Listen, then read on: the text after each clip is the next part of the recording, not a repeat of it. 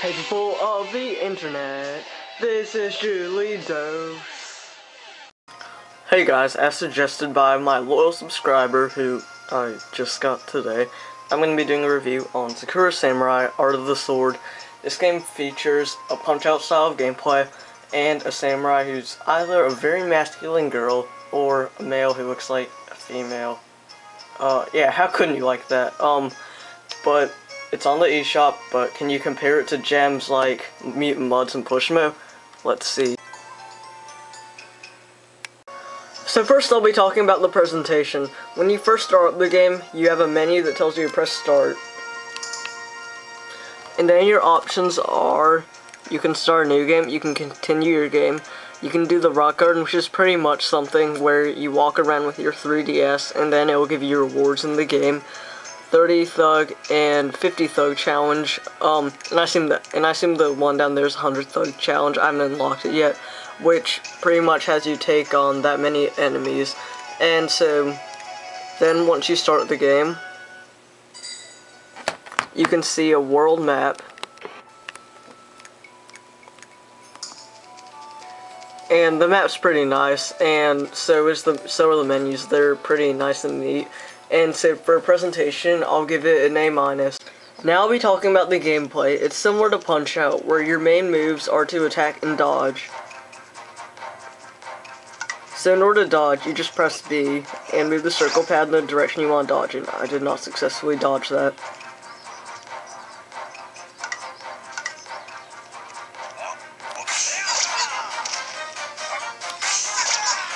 And that's the basic gameplay. You can buy whetstones and other items in the village. A whetstone sharpens your sword. A dagger you can throw at your enemies. A frog will scare the enemies, but I never really used that or the dagger. And a Sakura rice cake is probably the most helpful item in the game because it restores 5 of your hearts, which is very nice. In the village, you can also take place in some mini games as well as save your game.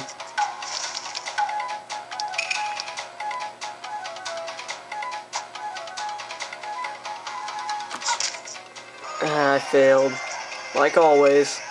So overall, the gameplay feels pretty polished, and this is a game worth checking out on the eShop, so I'll give it a A for its gameplay. So, yep. Well, I stated earlier in my video about the intro of this game, I said I really like the graphics, but they just reuse the same graphics and backgrounds over and over again, and it gets really repetitive, and the whole game is actually really repetitive, which I'll get into in a second. So for gameplay, for graphics, I'm going to have to give this a C+. Alright, so now I'll be talking about the controls. The controls, as I already stated, are pretty simple.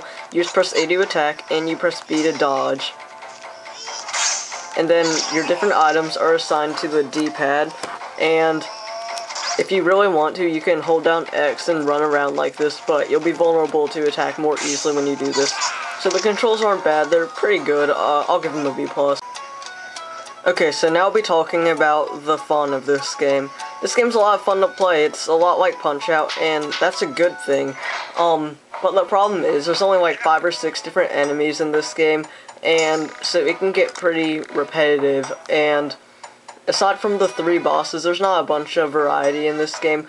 So for that, I'm gonna have to dock off some points for fun. And so while I do enjoy the game, and it's fun, it's just really repetitive. And so, for fun, I will give it a C+.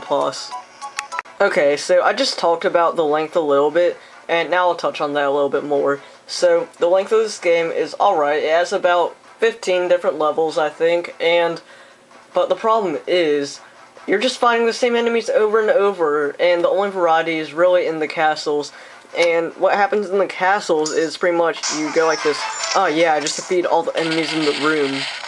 Yeah, now I get to go to the next room.